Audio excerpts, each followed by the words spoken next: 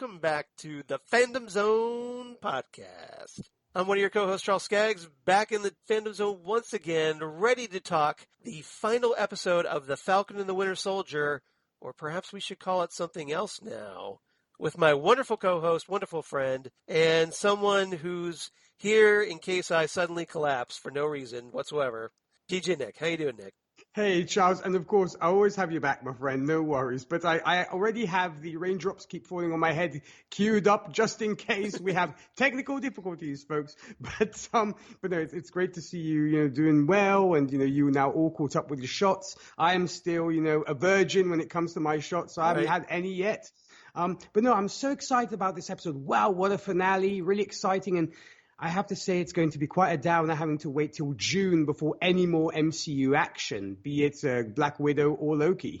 Well, we do have some plans in the meantime before we get to Loki. We'll talk about that at the end of the episode. But I feel you, because now that we've, talked WandaVision, now we talked The Falcon and Winter Soldier, we're a little spoiled now, I think. We're really enjoying these Marvel shows, and it's going to be kind of weird to not really have any to talk about for the next month. Yes, I kind of feel like Oliver Twist, kind of holding up my bowl, saying, "Please, sir, I want some more." Yes, exactly. Yeah, so there you go for you Oliver fans. But yeah, so yours truly is kind of playing on a little bit of a handicap with a 99.7 degree fever right now. So if things get a little weirder than normal for me, and that's saying a lot, granted, just ignore that and just treat it as what it is. Although before we get started, I did want to quickly mention, for those, if you don't listen to the Next Stop Everywhere, the Doctor Who podcast, I did want to mention that our Fandom Zone brother in superheroes and whatnot, and also our wonderful friend Jesse Jackson, is under the weather, to say the least. He was recently in the hospital. Thankfully, he's home at the moment, but it looks like he's going to have a surgical procedure.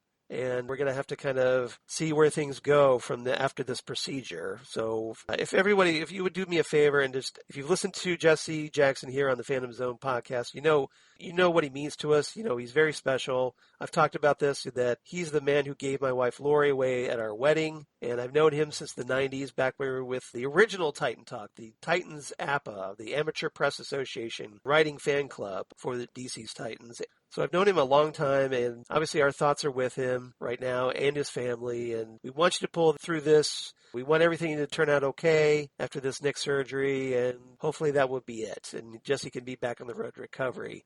But Nick, I'm sure you joined me in this, that our thoughts are with Jesse right now. Very, very much so. And, obviously I'm crossing fingers and obviously hoping for the best for Jesse. He's a wonderful guy, and, he was, I was introduced, through him and you to this great thing that you are now doing, Charles. So he means the world to me, and a wonderful, wonderful chap. And folks out there, please be sure to show Jesse some love and let him know that you're thinking about him.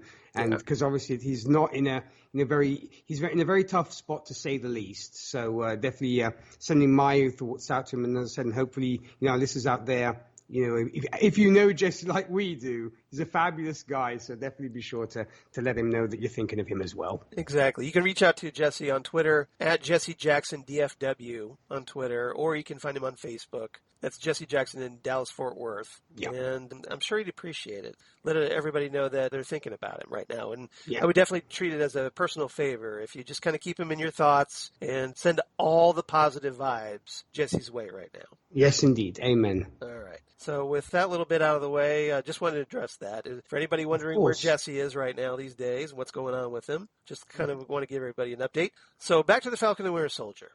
Episode 6. One World, One People, which is what we're going to talk here at episode 215 today. Mm-hmm. Written by Malcolm Spellman, who wrote the first episode, New World Order, and he was joined this time by Joseph Sawyer, and directed, once again, as she directed all previous 5 episodes, by Kari Skogland. Yes. So it was nice to have that little bit of continuity throughout all these episodes, because they look great. And I thought she did a great job at direction in this series. Oh, yes. So well paced, Charles. This, it was amazing how quickly this episode passed me by, in the sense that just it was action-packed, there was emotion, and everything was addressed and tied up so well. Mm-hmm. I really have to take my hat off to this kind of finale, because it didn't feel clunky, it didn't drag on, and you got a little bit of everything. So definitely kudos to her, to Carrie Spradlin for sure. And hopefully she'll get more and more projects and bigger projects, because now we've seen what she can do. Right. So hopefully she will get more work to do when it comes to the MCU for sure. Well, it'd be kind of nice if she got a certain movie. Yes. Which we'll talk about.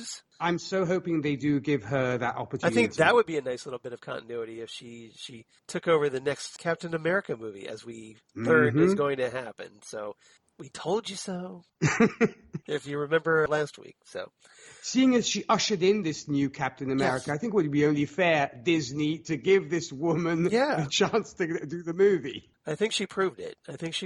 She can handle it. So here we are, the final episode. What else was your general reaction to this? Because I gather you enjoyed the finale. I thought you appreciated that it wrapped up a lot of loose ends, like you said. Yes. Was there anything else that your general reactions regarding this episode? Look, I don't think you could have done any better than this, because I suppose you possibly could have done a second post-credit scene teasing a future movie. Right. That didn't happen, but I'm still satisfied because maybe unlike WandaVision, where it did leave a lot hanging, a lot of threads hanging out, it was maybe some people could see it as a cop-out. I think this was less of a cop-out. In the sense, it concluded the arc. It said, here is where we're at. The objective was to, be a coming-of-age show, if you will, for the next era. And they accomplished that.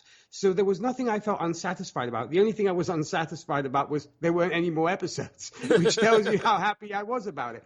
Charles, did you have any nitpicks or complaints when it came to this finale? No, I mean, I was trying to read some of the online reactions to this. And unfortunately, there's this segment, and I kind of knew this was coming given the subject matter in this particular episode.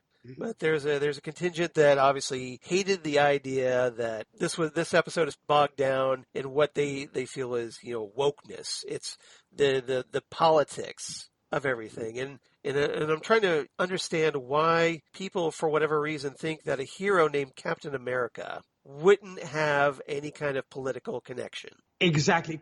It comes with the territory, right? Right. That's it's in the name, America. So, you're going to get some politics.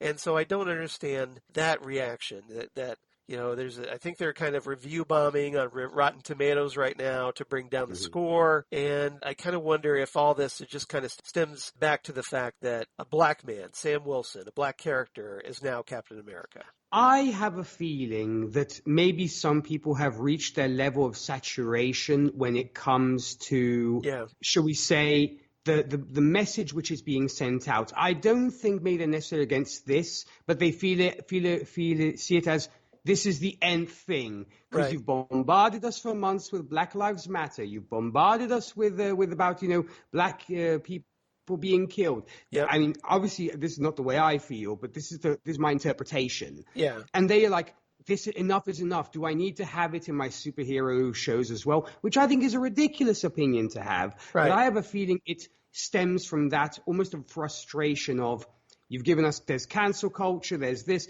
and I have a feeling that's why people are so angry, if you will, because they feel that a place of safety where politics are taboo have entered into that realm, and that's why I think they feel resentful, because of the mounting wokeness and things that have been going on recently in the United States. Well, I'd like to argue that maybe it's not the problem of the people that are creating these kinds of things. It's your problem, not your problem, Nick, but the people that have this problem. No, of course, addressing the plural you. Yeah, the plural you. Yes, so that maybe if you're bothered by all this, maybe you should really step back and ask yourself why you're so bothered by this. Because all this is just an attempt to catch up and address some things that should have been addressed long, long ago. That's exactly it.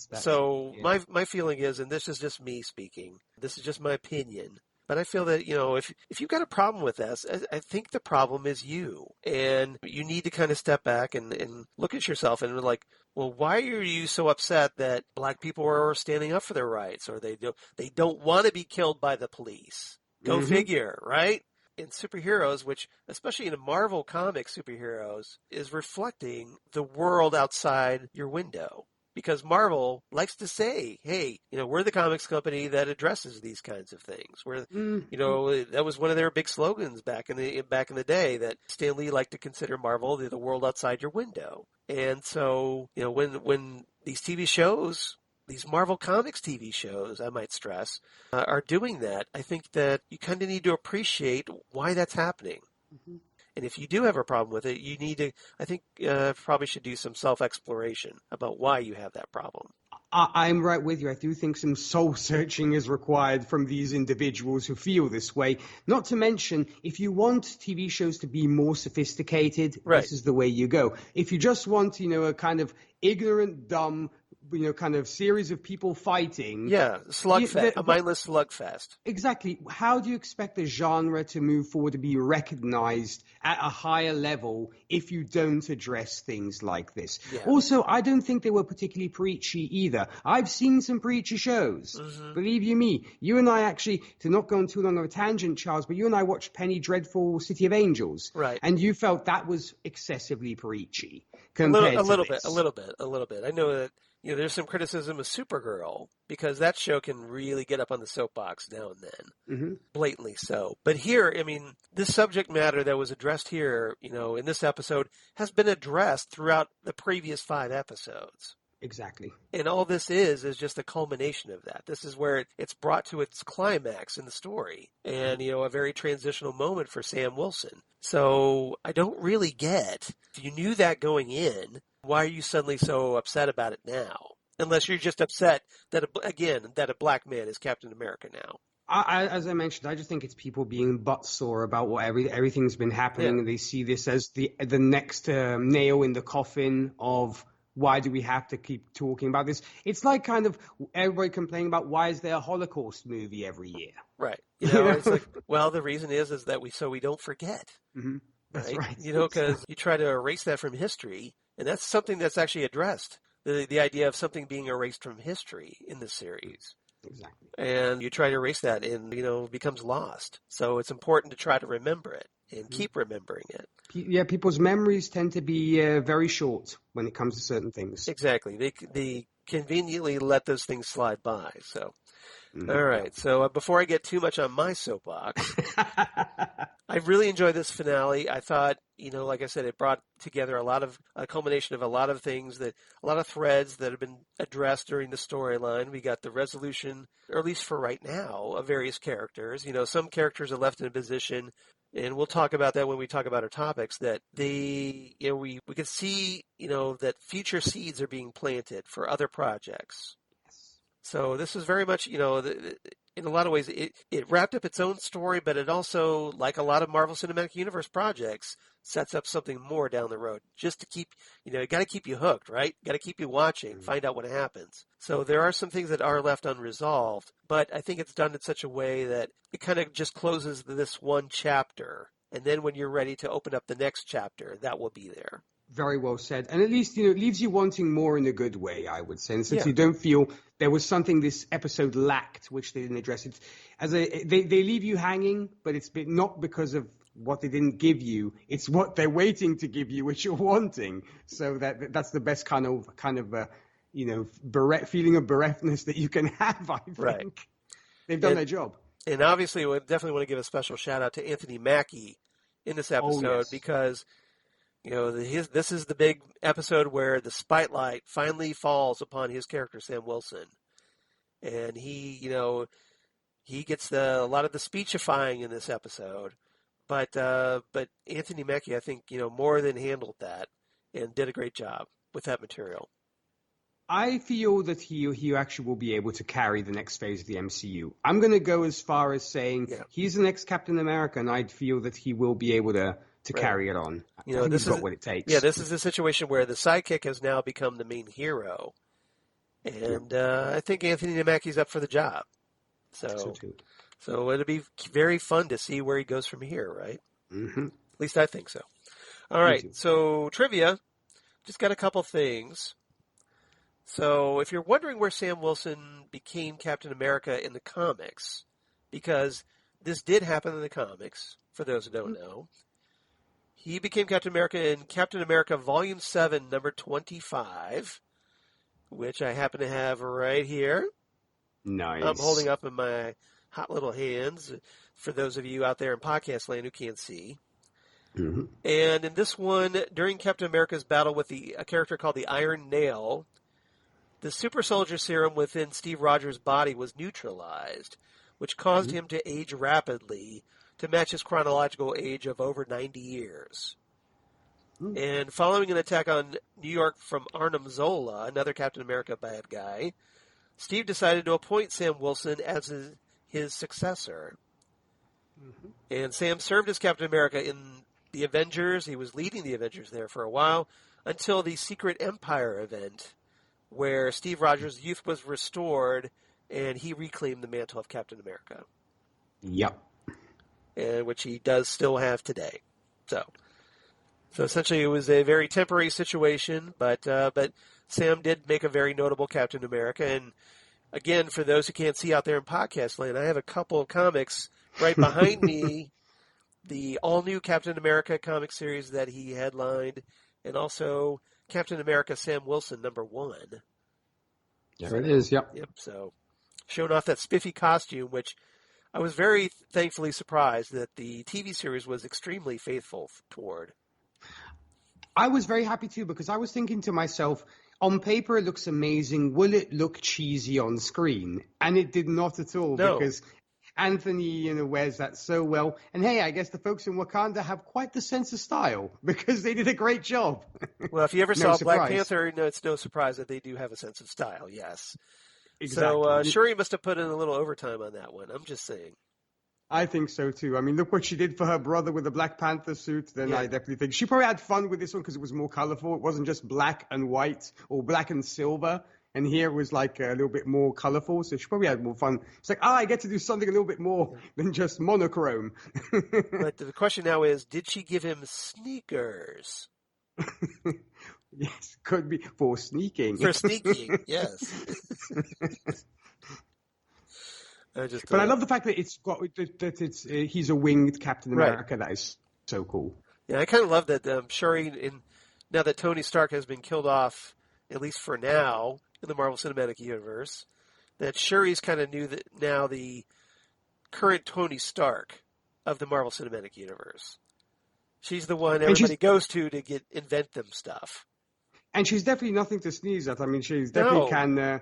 I think she can definitely go toe-to-toe with Tony when it comes to technology, as we've seen, and hopefully we'll get more of her in this next phase of the MCU as well. Yeah, I think we're all curious to see how the second Black Panther movie plays out. Very much so. Will she, because in the comics, Shuri becomes the Black Panther for a while, kind of like Sam Wilson becoming Captain America for a while. Mm-hmm. So the question is, will she step into that role, or will she just continue to support whoever does? Unless they recast Chadwick Boseman. Yeah, and a lot of people want them to do that, but then a lot of people don't want them to do that. So that's going to be very tricky, I think, for Marvel Studios. True. If you're wondering about John Walker, meanwhile, he became the U.S. agent in Captain America Volume 1, number 354, which I'm also holding up in my hot little hands. I recognize that cover. Yeah, where interestingly, he says on the cover, it says, "I'm back." Back. Which with 3 A's. Yes, with 3 A's. But if you notice, when John Walker in this TV episode was fist pumping, was celebrating with his wife, he says, "I'm back, I'm back, I'm back," over and over again. So I'm sure that was a nice little Easter egg for comics fans. Knowing how good they are at their Easter eggs, it was definitely a callback to that comic. Yeah. So, in the comics, after Steve Rogers was announced as the returning Captain America, the governmental agency known as the Commission faked John Walker's assassination at the hands of a member of the Watchdogs. And to address his psychosis following the death of his parents, Walker was hypnotized into believing his parents were still alive, and he wouldn't have recovered his full memory for many years. He was also given the new cover identity, and you have to laugh at this, of Jack Daniels. I did not write this comic, by the way. So Well, I think maybe it was a play on the fact already Johnny Walker is a whiskey as right, well. that's a great point. That's a great point. Yeah, I didn't think about that, but you're right. Johnny Walker, whiskey. Yeah, exactly. So John Walker had the alias of Jack Daniels for a while, and they did some speech therapy to essentially erase some old mannerisms of his to help hide his identity following the Oh, wow. faked assassination. The commission soon placed him within the West Coast Avengers to serve as oversight as a condition of their governmental clearance being reinstated. And during his time with the group, he had a lot of friction with the various team members. So, and interestingly, he was a member at the time when, the Vision was essentially, as we saw in the events of WandaVision, was disassembled and rebuilt. Mm-hmm. So could this new Vision be recruited by a certain Valentina LaFontaine? We know. That's one of the things we speculated last week, if you recall, that he's out there somewhere, just this kind of very powerful being that's waiting to be potentially exploited by Valentina, by the Contessa. So we'll see. All right. So did you have any other trivia? The only thing which came to me, Charles, is you'd mentioned last week about the comic The Death of Captain America. Right. And here there might be a nod to it as in who Sharon shoots at the end of this episode. Right. Because Sharon does shoot somebody. It's not Captain America, but she does end somebody. So I wonder whether that might have been a callback to the Death of Captain America comic where they actually did have Sharon kill somebody. It could be. It could be. Or maybe that's yet to come. Yeah. So we'll see. And we'll talk about Sharon, obviously, in one of the topics. There's a lot we're to cover. say about her. We got to talk about Sharon, okay? Mm-hmm. There's a lot of stuff going on. All right. So 4 topics today. Topic number 1, we got to talk this right off the bat. Captain America and the Winter Soldier. Which I don't know about you, but I loved seeing that title card at the end of the episode. It was gorgeous. Because the series had been called, obviously, until now, The Falcon and the Winter Soldier. So what better way to end on that, to have the title card now read Captain America and the Winter Soldier to reflect that Sam Wilson is now the new Captain America. Exactly. So definitely so here's where we're going to talk about Sam and Bucky, and we're also going to talk a lot of their various storylines. So, Nick, what are your thoughts on our new Captain America and his first adventure in this episode? Well, first off, as I said, I'm so happy that he fully embraced it by the end of the show, and as I suppose was predictable. Yeah. He did pick up the mantle, and just seeing him in the costume, it was such a huge moment. I really just wanted to stand up and cheer when that happened, and I'm sure had this been maybe shot in a movie theater, folks would probably have been cheering at this point when he shows up. And as I mentioned, the fact of having the wings as well, it's a nice incorporation almost of Iron Man and Captain America together, because he has the technology, but at the same time, he's also got the shield. So they're almost like molding tech and that patriotism into one character for the time being. Because, of course, there will be other characters coming along, so we'll have to see who takes the mantle of Iron Man, or whether there will be Ironhearts, but don't want to go too much into that. Yeah, don't go over our skis on this one, because we'll get there. Exactly. They got to introduce her first, right? So. That's right. So let's not, go down that road immediately. But no, I was so happy to see it, and he owns this character from the mantle from the get-go.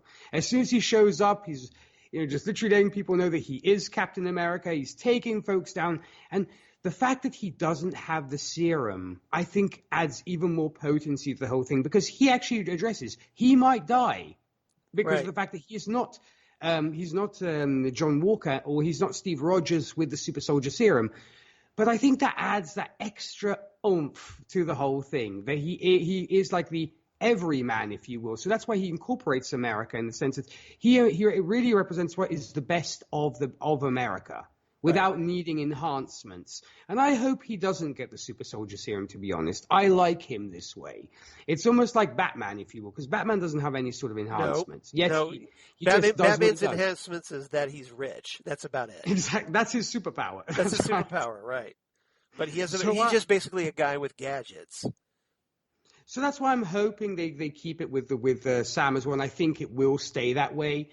And also Bucky, I think, was just so pleased and happy. You could see Bucky was just like, I think Bucky wanted to cry at one point because he was just so overjoyed to see that, and I think probably relieved. He's like, finally, you've decided to do this after we've been here 6 episodes and you finally decided. And so he seemed very relieved, but he took it on, and the fight was just, I really enjoyed the various set pieces we got all over the place. Right. They were great. It was very well choreographed. It was entertaining. And yeah, all in all, I was just very, very happy with it all. And I do wonder where Bucky goes from here. That's my only question, because it's kind of left unaddressed as, is he going to be a kind of drifter after his talk with Yuri? Is he going to join Sam again, saying, I've got nobody to love me anymore, or will he? There are a lot of question marks when it comes to Bucky. Yeah. I will say this, because Sam, it seems we know where he's going to some extent. Bucky, I don't know, unless we see them get together saying, we need to assemble a team now. So I don't know. It's hard to say, but I love this so much, Charles. It was just so joyous and it was like, I'm a fan of buddy cop shows. Just like you, and it was so cool to see these two guys take it on the world. And so hopefully they'll be like, okay, we need a team now. It can't be just you and me. So I wonder what happens at this point. And what were your thoughts on these two? Well, you addressed a number of points, and I have no idea where to start, because I just, when I'm starting to think, oh yeah, I got to talk about this, that you came up with another point, and then another point, and another point. So I gather, I love your enthusiasm here. You really seem to have enjoyed this episode. I did, yes. And Can you tell? It's definitely coming through. Yeah, you're very upbeat, and I really appreciate that. I'm right there with you, honestly. There's a lot of things. I love Sam stepping into the role. He's very commanding, but he also, what I love about Sam here is that he appreciates the responsibility. He knows it, Well said. and he realizes, he's a black man becoming Captain America. So he realizes, he's aware, I guess that's the word I'm looking for. He's aware that the world is watching him and already scrutinizing him right from the start. So he realizes that his new role comes with a lot of pressure. Oh, yes. And he addresses that right off the bat. He's like, look, everybody's, got their eyes on me right now, and they're already making judgments about me right now. But he knows this going in. And so, he's probably getting, he realizes he's going to be judged in the way that maybe Steve Rogers wouldn't. Because like Sam points out, he doesn't have Steve's blonde hair and blue eyes. Yeah, he's not your middle America typical kind of boy, apple pie and all this kind of thing. That's the thing. Yeah, true. Yeah, exactly. So he's definitely aware of that responsibility, and he faces it head on, and that's probably the most courageous part of him, is that he does just. He addresses that, and he's not going to let it stop him. And even when it comes to he's obviously a very different Captain America than Steve, because there's a great moment after, the traditional superhero action that we see where Sam is, he's trying to rescue some people that are in a helicopter, and, he uses Red Wing to identify which of the captives actually has any flying skills. So which is amazing. So, which I thought was a very clever idea, to identify that, oh, hey, it just so happens that one of those women actually knows how to fly a helicopter. So he relies on her to help him save the situation. And So after all the, that whole thing and then the confrontation with Carly and whatnot, he confronts those senators that are attending the GRC council. Yes. And, that the senators or, the representatives at least have this attitude that about, referring to the flag smashers as terrorists and the people that have been, what's the word I'm looking for, displaced as refugees and whatnot. And Sam is right there, getting up in their faces, saying, hey, look, you need to start thinking about these people. You have all this power, and you could do something about this. So he essentially calls them out. And I thought that was a very powerful exchange. Yeah, and also the scene where he lands from the sky with Carly in his arms, that was so beautiful. It kind of reminded me a little bit, to go into the DC world, of Crisis on Infinite Earths #7, the cover by George Perez. Exactly. I was either going to Crisis #7, of course, which is an iconic comic book cover in general. But other than that, also it made me think of the end of Arkham City, the video game Arkham City, where Batman comes out holding the Joker in his arms, in that exact pose, where Batman is almost sorry that the Joker has died, because that's what happens basically in the video game. Sorry, dude, you just spoiled that for me. No, just I don't see Charles playing that game anytime soon. No.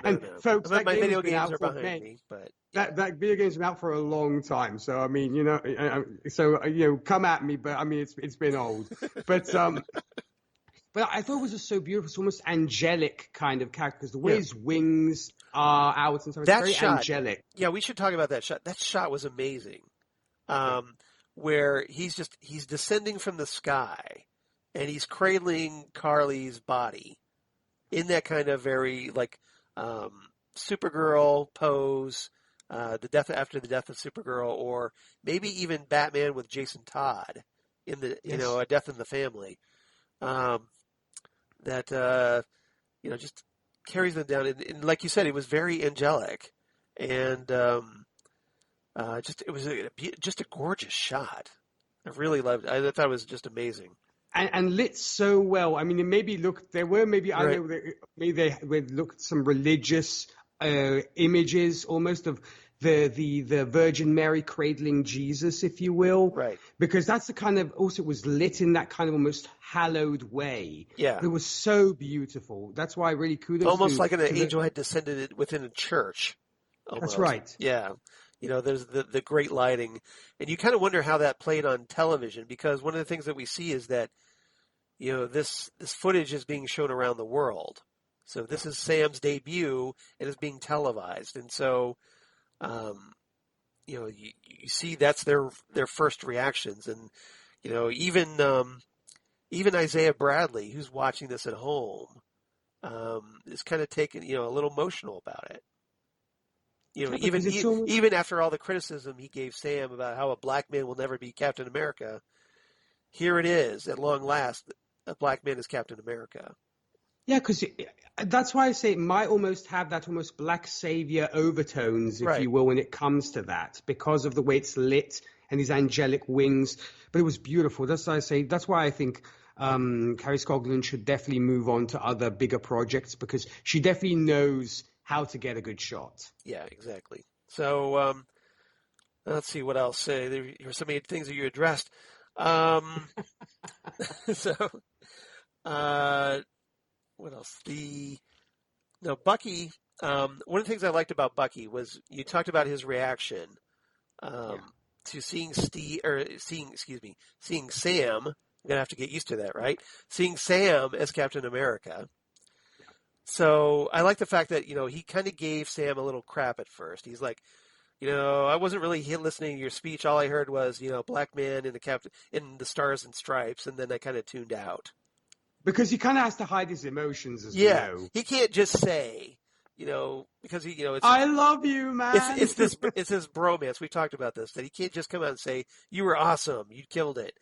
But you notice after he did that, it was very subtle, but he says, great job, Cap, or something, and he kind of pats him on the shoulder. So he And called him. that's all you can. So he called him Cap. And that's major praises from Bucky, who seems to have the emotional reach of a teaspoon. So. Right. Exactly.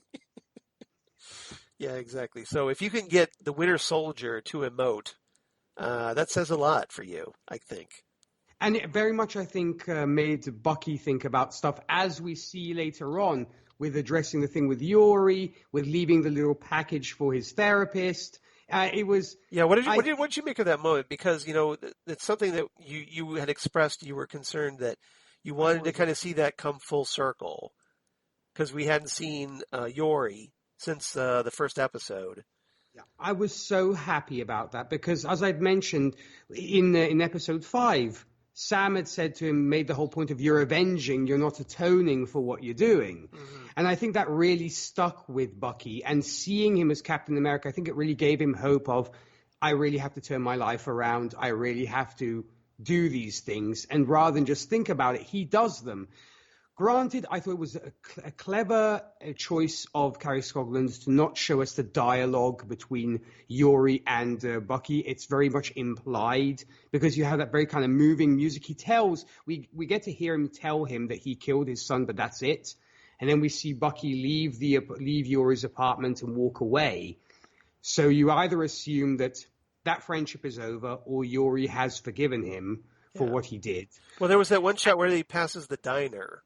And he sees the girl again. And he sees the girl again, and, they kind of look at each other. And Yori's there, if you notice, sitting beside her. Mm-hmm. But Yori doesn't see Bucky looking through the window. Yeah. But you kind of get that look that Sebastian Stan, whereas obviously I'm being so tight. My buddy Seb. Your buddy Seb Stan, gives him that. The vibe I got, the impression I got was that obviously that friendship is over because how do you come back from that? Hey, I killed your son. Exactly. I mean, it's as much as you love the guy, it's kind of hard to say we're still buddies even though you murdered my child. Right.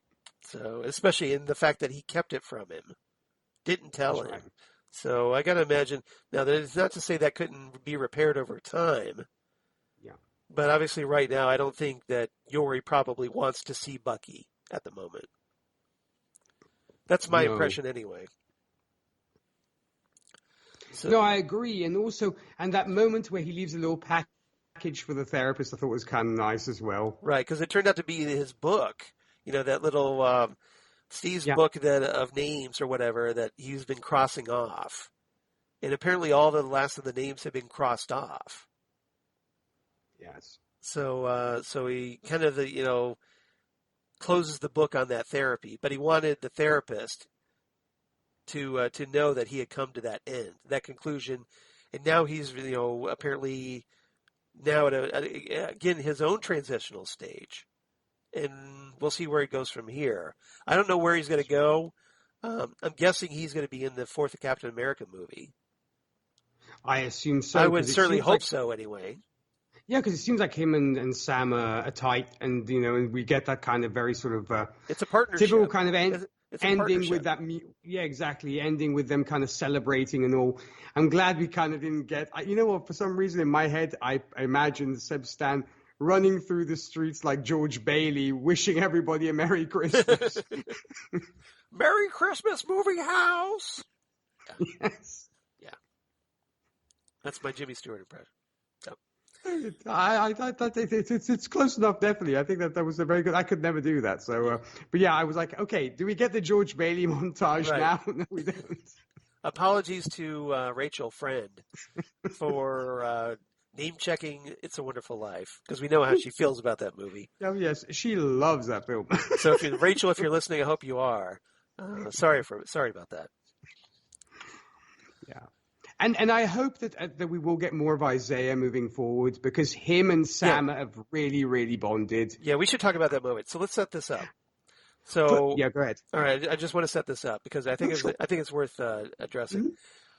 So afterwards, Sam decides to go see, excuse me, Isaiah again, and this is the third time, and Isaiah. Interestingly enough, Sam gets some little, pushback obviously from Eli once again.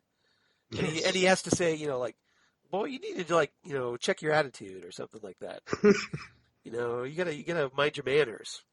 And Isaiah, because I believe Eli called him the Black Falcon.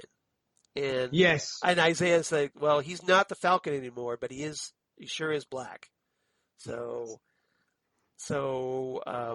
Isaiah, has come a long way now. He feels that Sam is special, and then he kind of makes a joke. It's like, well, you're not Martin or Mandela, but or Malcolm X. Yeah, exactly. So he's not Dr. Martin Luther King or Malcolm X or Nelson Mandela, but so he's kind of giving him a little bit of a hard time to keep his ego, I'm guessing, from getting too big.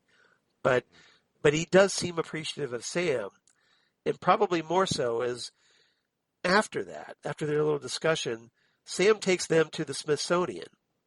And beautiful moments. It's a very beautiful. It's one of those tear-jerky moments where here you have Isaiah, who has been forgotten by history. History, the government essentially erased his history. But now, much to Isaiah and Eli's surprise, there is a statue of Isaiah there at the Captain America exhibit at the Smithsonian. And, it's a big statue and, life size. And, Sam makes a point of saying, look, you're not forgotten anymore. And Isaiah is just overcome by emotion to the point where he starts crying and he hugs Sam. Beautiful. You know what? It kind of, you can appreciate this, Charles, and I'm sure a lot of the folks who listen to this, listen to Next Stop Everywhere. Very much a Vincent and the Doctor moment. Oh yeah, that's a great comparison. Absolutely, yeah. So if you've ever seen that Doctor Who episode, where Matt Smith's Doctor, the 11th Doctor, brings the actual artist Vincent van Gogh and to the 21st century, and takes him to see an exhibit of his works, which were so unappreciated. And the real Vincent is just overcome by emotion. Yeah. So that's a perfect analogy. So yes, folks, for you Doctor Who fans, I had to throw that out. And those non-Doctor Who fans, if you have to watch even one episode of Doctor Who, make it Vincent and the Doctor, because that will probably get you hooked on the rest of the show. That's a great one. And you'll start tear-jerking. I think even my mom has watched that episode. She loved it. So there you go. It's it's a Doctor Who episode you can watch with your mom, and she'll enjoy it. So, all right. What else about Sam and Bucky? We kind of see, they're left to, they still have this friendship. We go back to Nolans, and they have like this good old fashioned shrimp boil, where Sam's, like reconnecting with the community, get some pictures. He's kind of become the local celebrity. And it's a very hallmarky, happy moment. It's very wholesome. We see Bucky playing with Sam's nephews. Like he's holding them up on his bionic arm. Yes. And just they seem to have gotten along. Like here we are. It's the end of the buddy cop movie, and these guys are close friends now. I was kind of hoping, but, I granted, okay, this would have been much, though he might have been able to sneak a kiss with Sarah just like out of nowhere. It would have been kind of fun. Deleted scene, maybe. I don't know. Exactly. Which is on the cutting room floor is them having a kiss, because it was very wholesome, but it was beautiful. And I suppose we maybe have an idea that Eli Bradley is not necessarily out of the picture either. And he might, after seeing all this, say, hey, there might be something in this. Well, maybe that's a great point, because, we talked about how Eli Bradley becomes Patriot, and a member of the Young Avengers. Mm-hmm. And we know that the Young Avengers have been set up, or at least, starting to be set up. So it wouldn't surprise me if maybe down the road, maybe in that fourth Captain America movie, maybe they might very well might introduce Patriot, perhaps. Who knows? Yeah. And that Eli might be inspired by Sam. Mm-hmm. Kind of like what happened with Captain Marvel when it came Right. to of course Photon or what have you. Or I don't know what her name will be at this point, Yeah, but but you're maybe talking Monica Rambeau, yeah. exactly. So it could be very much like with Monica Rambeau and Captain Marvel. So they could be going down that route. Yep. So we'll see. They're definitely setting things up where they could definitely do this if they wanted to, Indeed. and I'm looking forward to it. So. Same here. So very glad we got, they announced that there is going to be a fourth Captain America movie, and actually the screenplay is supposed to be written by Malcolm Spellman, who wrote this episode. He's the showrunner Yay. of the Falcon and Winter Soldier. So that's a nice little bit of continuity, I think. And now we need Carrie Scogland in the director's chair. Right. Hopefully that's what will happen. That would be nice, right? Because it's like, okay, we'll try you out for 6 episodes, see how you do. And if it's well received enough, we'll let you do the movie. So that's right. Unless her schedule, for whatever reason, doesn't make her available, but she should definitely be in the running, right? Yeah. At the very least. All right. Anything else about Captain America and the Winter Soldier? No, I at this point I really just want Captain America 4 to get here sooner than later. Yeah, it's like I need this movie yesterday because that's right. I need to know what happens to Sam and Bucky. I need to know this. So. I'm going to be keeping an eye on your blog, Charles, because you always have your ear to the ground. It's like, oh, yes, it's announced. Awesome. I can now put it on my calendar. Exactly. So gives us something new to look forward to. And I like the fact that we were talking about last episode, that would be a great place to do it, right? Is at the end of the Falcon and Winter Soldier. And sure enough, they did. So that's right. Gives us something to look forward to. All right. Topic number 2. Let's talk Carly Morgenthau and the Flag Smashers. And sadly, as we hypothesized last episode, Carly met a very unpleasant fate. She did. And she apparently, she was going ahead with her plan to hold the GRC hostage to stop this vote that would have sent millions of refugees back to their countries. Yeah.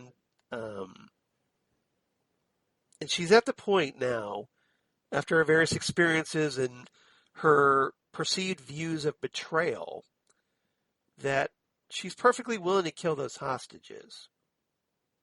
Yeah. She, and much to the surprise of her own members in the Flag Smashers. So what did you make of? Yeah, who were starting to drag their feet a little bit. They were, and then they're just kind of like, "Oh, really? We're killing the hostages now, or we're cool with that." So right. She's kind of like had to snap him back in line after they kind of did this little side eye about it. But Carly, excuse me, is she's going all in here, and much to everybody's attempts. Sharon tries to talk her down, although for her own reasons, and also Sam tries to talk her down once again. But ultimately, that falls in deaf ears, and she ends up being killed by Sharon at the end of this episode. So what did you make of this? What did you make of Carly just being so consumed by her own hatred, I guess, here? Well, as I had mentioned in previous episodes, she's unraveling, right? And it's just the fact that she no longer is in control. It's almost like she's created something which is too big for her, and she just doesn't know when to stop. And that's why I said she'd end up making mistakes, and it would catch up with her, and eventually it did, to the point to where even her most faithful followers are very, very reluctant to follow her. In fact, when she reminds them of their motto, they kind of stand silent looking at her. It's like, I don't know if I still believe in this anymore, if this is what it means. And she kind of has to almost look at them in the eye going, did you hear what I said, kind of thing. And then everybody kind of falls in line. But I feel bad for her because at this point, I think maybe almost she's out of her depth at this point because of the fact that maybe she has bitten off more than she can chew. And she's going to extremes, which maybe I think she has to believe in because she's like, I got to this point, I can't turn back. because that's what I think the problem is. She's created this monster, and she can't flip the switch and turn it off. Yeah, it's kind of gotten away from her. Yeah. Yeah, it's like I've gotten this far. If I turn around and just sort of forget anything happened, what does that make me? And how does that, what will the rest of the movement think when it comes to that? But yes, her ideals have consumed her to such a level that now it doesn't matter what happens as long as she reaches her goal. I think probably she almost seems to have lost her humanity, if you will, when it comes to that. And I think she does partly blame the, in inverted commas, power broker for this. Yes. Because they do have that exchange.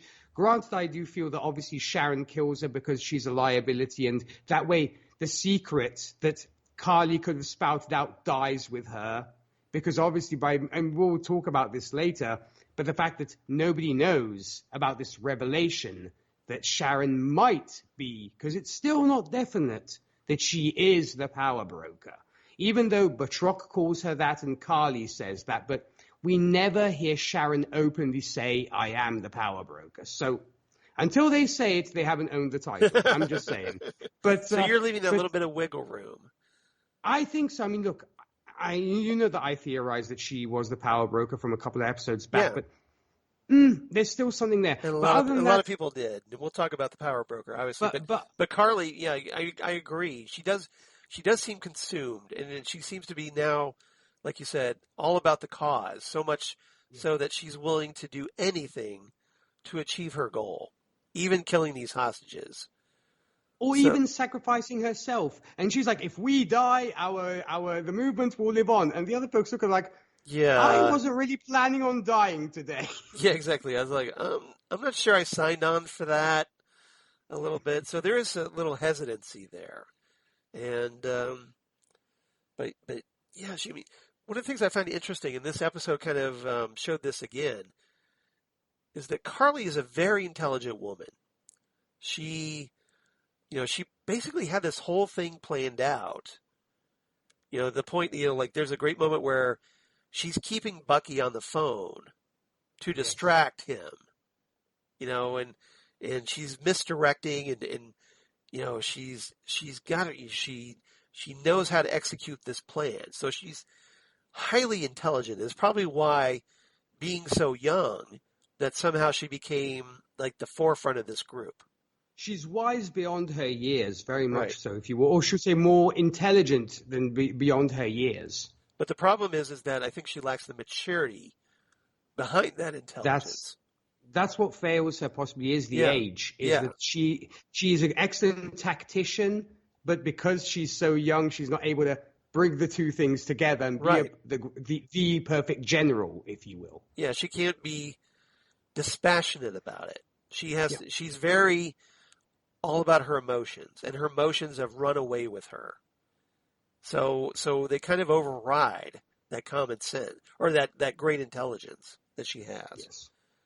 But yeah, it's very interesting. When she's confronted by Sharon. Sharon is, Sharon tries to recruit her back, but Carly, she refuses, and Sharon takes her out, and all she can say is, "I'm sorry," at the end.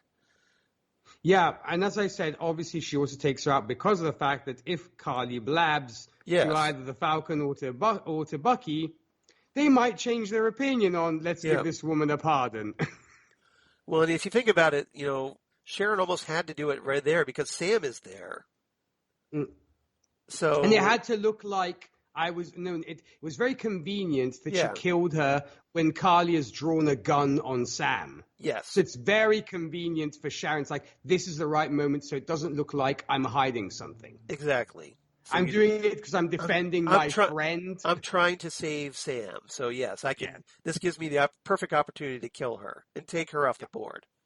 Exactly, without any suspicion being thrown on me. Yeah. Yeah. So that's it. And then the Flag Smashers, meanwhile, they get rounded up and they get put into some sort of police van, shipped off presumably to go to the raft. Yes. But on the way, things take a rather explosive turn, don't they? I see what you did there. See what I Well did? played, Yeah. Charles. Yes. Yeah, exactly. Boom goes the Boom. dynamite. As Yeah, they say. exactly.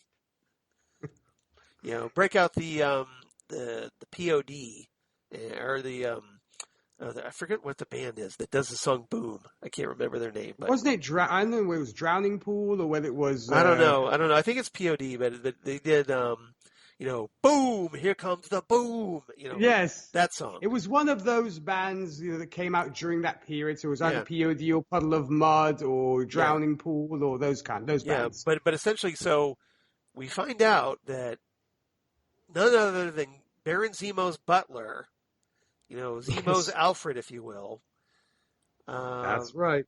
blew up the van because, remember, Zemo hates super soldiers, and the Flag Smashers have been juiced up to become super soldiers.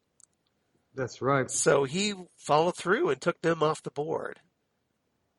And so what did you make of that moment? Where we find out that Zemo had taken them off the board. You have to love that smile of satisfaction on Baron Zemo's face as he listens to the news about these Flag Smashers being killed in this explosion.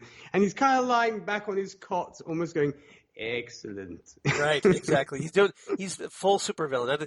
One of the great comparisons I saw online was he's essentially now become the Moriarty of the Marvel Cinematic Universe. Very well said. The Moriarty, James Moriarty to the Sherlock Holmes. So essentially he's that. He's the James Moriarty of the Marvel Cinematic Universe. He's the one orchestrating things. He's a very intelligent person, and he's a very powerful threat, even behind bars. True. So and I want to also confirm. So we have to get more Zemo, right? They have to do more very with much. Zemo. Oh, I would definitely want more. And for two things, because first of all, I wanted to confirm, Charles, I did sneakily look it up and you were correct. The song Boom is by POD. Yay, I got that right. All right. So points to you, sir. And secondly, Right. I was actually thinking, because as you had mentioned, we had seen the Raft before. And there are quite a few characters that we do know who are imprisoned at the Raft. Like? Case in point, there's a certain sister of Jessica Jones's who is being held there at present. That's right. She was taken to the Raft. And so I wonder whether it might be a nice way to bring into play, if they ever revive it, these characters, of bringing her into play with Was it her sister the or was it her team, mother? the possibly. No, it was her sister, Okay. Hellcat. Oh, yeah, Patsy Walker. Wildcat. That's exactly, Hellcat, yeah. Hellcat, I was right, yeah. Yeah. Patsy Walker, so Trish Walker, as she was known on the series. She was taken off the Raft. That's right. Interesting. But that was a Netflix series, so they may ignore that continuity. I don't know. I'm seriously hoping they do bring it in, because there were rumors about Charlie Cox coming in to play Daredevil again, and possibly Vincent D'Onofrio coming back as the Kingpin. Yeah. So I'm hoping they might, because hey, how cool would it be to have Zemo have words with Trish Walker, saying, "Hey, do you need that? I can help you out," or something. Right. Yeah, that was. A certain Valentina showing up at the Raft. Well, it's very interesting because, we'll talk about Valentina, but she did seem to kind of take a little pleasure in the fact that Zemo killed those Flag Smashers. He definitely did her a favor without realizing it. Yeah, and then she was very nebulous about whether she was behind it all. Well, of course, because she's very good. She's a very good saleswoman. Yeah. Because she's like making herself maybe bigger than she actually is, or maybe taking responsibility for things she didn't do. She's like, maybe I did, maybe I didn't, maybe I did, maybe I didn't. I guess we'll never know. Because That's right. So, all right. I was happy to see Daniel Bruhl again. I hoped he would change the station and start dancing in his cell. Right. Do the Zemo shuffle. Yes. Exactly. It's like, what else is on? Turn the knob and see if there's some music you can, some Daft Punk or something like that. I could see him dance to Daft Punk. Yeah, I could see that too. All right. Anything else about Carly and the Flag Smashers? I was just very sad that she did get killed off. I mean, we did expect it, but it was a Right. shame because she was a very promising character, and and obviously Sam did not want her to die. He wanted to do it. When she would actually drew a gun on him, he was doing his best to talk her down. It seemed like almost at this point she was going to shoot him had Sharon not intervened. I feel, but it was a shame, Yeah. and it does sadden me that we won't see this character again, or we might in some capacity. But as far as we're concerned now, she's gone, and I guess the Flag Smashers with her. Yep. Yeah, I don't know if she had a martyr complex or not, but she just was way too consumed by her cause, ultimately to her own destruction. That's right. All right, topic number 3 then. Let's move on in a kind of a related note. So let's talk about the power broker, or is it the power broker, Sharon Carter, who makes some moves in this episode. She does. Especially in a certain post-credit scene we need to talk about. And let's also talk about Batroc, because Batroc Zeliper... Good old GSP, as they call him in Montreal. Exactly. Well, GSP kind of goes DOA in this episode. There you go. As poor Batroc meets his end as well in this episode. Sadly, yes. At the hands of Sharon Carter. So Sharon gets 2 kills in this episode. Yeah, she's kind of getting a little bit trigger happy there. Yeah, a little bit. So what are your thoughts about the big revelation, or in our case, I guess, confirmation, that Sharon is, as far as we know for now anyway, the power broker, until hopefully something leads us to understand more of why she became the power broker. Yeah, because as I mentioned, she never openly says, as I said, the 3 words, I am the power broker, or 4 words, I'm the power broker. Right. But because Batroc says almost, and Batroc himself points out saying, I will call you the power broker, even though... Technically it was 5 words, but okay. Yeah, but who's counting, right? Apparently I am. All right. There you go. But you're the math guy in this. But anyways... because he's the one who actually says to I will call you the power broker, even though she never says. Granted, she says everything. She says everything that makes you imply that. Even to Carly, she's like, I took you under my wing, and I'm more than happy to take you back, and what have you. And then I created a nice cozy life for myself. I believe Carly points out she created some nice, and in fact, that's a sweet pad, seriously, with all those paintings and stuff. So. You definitely fixated on that point, that she has this very elaborate apartment, home, whatever. And so obviously that money had to come from somewhere. And as it turned out, presumably, being the power broker, that's how she got that place. And I loved the post-credit scene. It was fantastic because it's like literally a snake has been unleashed into the Garden of Eden of America at this point. Yeah, let's talk about that. So just to set this up, so Sharon was essentially put before the same council that John Walker was. Mm-hmm. And they apologized to her, saying, "Oh, sorry, we caused you all this grief, and for you and your family. And how about we give you a full pardon and your job back with the CIA? Because again, there's no shield now, right?" Exactly. She accepts this deal, and then as she leaves to go outside. Like right outside the front doors of this place.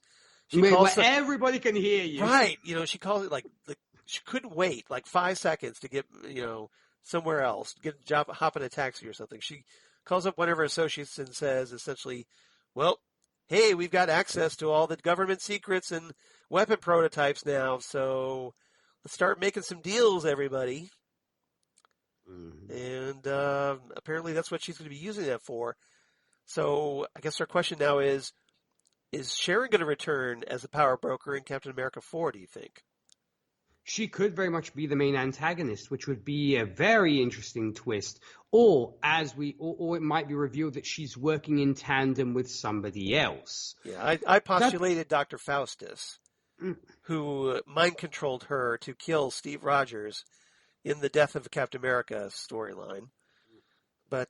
But for right now, I can't help but feel disappointed because Sharon, was such a likable character True. in the Captain America movies, and now she's essentially done what is known in wrestling terms as a heel turn. She's joined the bad guys. She's become a bad guy, and apparently, her time during the blip, she felt that she had to survive. Yeah. And that's what she became. So the question is, I feel bad that, that this character has essentially now become a villain. Yes, she's not as noble as her Earth 616 counterpart Right. In the comics. But hey, so I'm kind of holding out hope that, she's actually mind controlled, and she's not really this way. That's why I think they purposefully leave it nebulous as to where, cause that's why I think they chose for her not to own that title, because there's probably more to the story. I could be wrong, right. But I have a feeling there's a reason why she didn't openly say, like, I am say those words. She's working with other people. So I wouldn't throw that out the window completely, because maybe she is a front for somebody else. Yeah. There still could be that. And hey, she didn't get her own song and dance number, so I suppose there is that too, to make it the point that she maybe is not the big villain. Because I guess these days in Marvel you have to have a song and dance number if you are the main villain. Well, especially now after Baron Zemo, right? Exactly. Because that was so popular. Yeah, you got him dancing, you got Agatha Harkness singing her little song, so you kind of to bring the two together. So, you didn't have It Was Sharon all along. Yeah, exactly. You didn't get that, but I have to hand it to Emily VanCamp. She plays villain very well, if that's what she's going to do, because from going to the very sort of smiley, almost very heroic, you do see that darkness in her expressions and the way it's a sign of a good actor. She knows how to sell it. Yeah, exactly. It's a sign of a good actress that she's able to switch, to go between the two of, oh, hi, Sam, I'm so happy to be back in America. God bless America. And I will destroy this country. She does it really well. So she was, before she got into the Captain America movies, she was on this ABC series called Revenge, I believe it was called. Okay. And, was she a villain in that? Well, no, but I think, she was the lead, so okay. I'm guessing that she had to have that kind of range, and she gets to use that here. So, she does, for lack of a better term, she does a little bit of mustache twirling, a little bit at the end in that post-credit scene. But she's more than just a pretty face with expensive paintings in her apartment, right? And it's going to be interesting to see where they take this character, because I'm guessing, obviously, we haven't seen the last of her. It makes it all the more fascinating, I think, for that reason, that they've made her a villain. Yeah. So we'll see what happens. What did you make of the scene where she kills Batroc? I was kind of sad about that, to be honest, because I said, I will miss you, Georges St. Pierre. Thank you for your service in the MCU. And he was, the guy only wanted a little bit more money, what's the guy to do? 4 times my previous rate, yeah. I would actually be interested to see what that was. I'm sure it wasn't small potatoes. No. Already, probably. And Sharon's essentially like, there's no way I'm going to pay you that money, that wasn't exactly the best contract negotiations he went through. No, but let's say the Batroc's skills of negotiation are not the best. Right. And, she kind of gave him that look of like, dude, please. But why don't you just go kick some more people and and I'll give you what I give you, okay? That's right. But an interesting thing about Batroc, I thought, and it was a good choice on the director's part as well, is he was the one who fought Captain America, and they didn't have Sam fight any super soldiers, which was very clever. No. So these are the threat that he could tackle, because you put him in front of a super soldier, and he might have a few problems there. But he does have the suit. Let's be fair. He does have the suit. So essentially, he's not like John Walker. He does have his wings, and he's used to fighting like that. Yeah. But now he also has the shield, and he's a little bit more practiced as a fighter. True. So he held his own with Batroc, pretty well. No, And it was a nice yeah, comparison because we'd seen Batroc fight Steve Rogers. that's right. So essentially, it's one of Captain America's bad guys now fighting the new Captain America. And hey, kudos to Batroc who can hold his own against a superpowered being like Captain America. Because let's be honest, there Steve kind of had the advantage having the super serum. I'm not going to get into that whole discussion of who's stronger than who, but what I'm going to say is it shows you what a great fighter Batroc is if he's able to go toe to toe with a super soldier. Yeah, obviously, Steve Rogers is a much more formidable threat with super soldier serum coursing through his veins. But that's my point. Yeah. Yeah, but it did, like I said, I appreciate the continuity because it helped, I think, cement Sam in the new role because you gave him a classic Captain America villain. You gave him a classic Captain America villain, exactly, to fight. And it was a good sequence. It was a very good action sequence, and I liked it a lot. Yeah. All right. Anything else about the Power Broker or Batroc? I'm just really looking forward to what happens with Captain America 4 and what Emily VanCamp will bring to that. It's sad that she no longer is the girl next door that we've seen in Winter Soldier, but those are the breaks, I suppose. I'm just hoping for Dr. Faustus. You're like, please be mind control. Please be mind control. Yeah, because I don't want to see Sharon end up like this. She deserved better, damn it. True. All right. Topic number 4, final topic today. Contessa Valentina Allegra de Fontaine. Oh, yes. And the U.S. agent. Mm-hmm. So, as we kind of been teasing all along, John Walker becomes officially the U.S. agent with this episode. He even gets his own spiffy U.S. agent costume, which is essentially the same Captain America costume, only black instead of blue. Yeah. So, to emphasize that it's dark. Right, exactly. Yeah, exactly. Like a Dark Avenger, perhaps? We'll see. Mm-hmm. I know some people are speculating he might end up with the Thunderbolts. They could go that route as well. I'd be happy with either. But I can't imagine, though, Baron Zemo working with John Walker, right? Because he's a super soldier. No, I don't see that either. So we'll see what happens. We could be dealing with two groups, guys. Thunderbolts and the Dark Avengers here. That would be major. Yeah, because like I said, Zemo, I think, presumably, he still wants to kill John Walker because he wants to get rid of those super soldiers. Yeah. So we might still get the Citizen V thing, which would be great. I hope we do, but... We damn well better, because that was cool.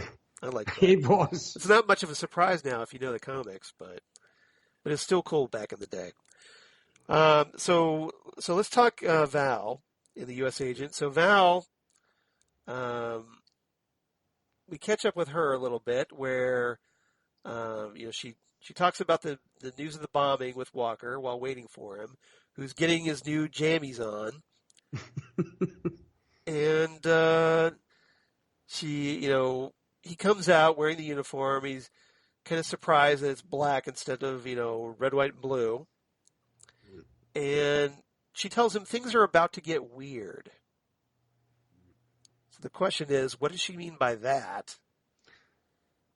And she also says they won't need a Captain America. They'll need a U.S. agent. So she names him. So what did you make of that sequence where Val is teasing, that she's essentially, now brought Walker into working for her, and setting up possibly some other things down the road. I was actually thinking about it as you were saying the things about to get weird phrase. It made me think about things a little bit, and I wonder where this might play into Secret Invasion.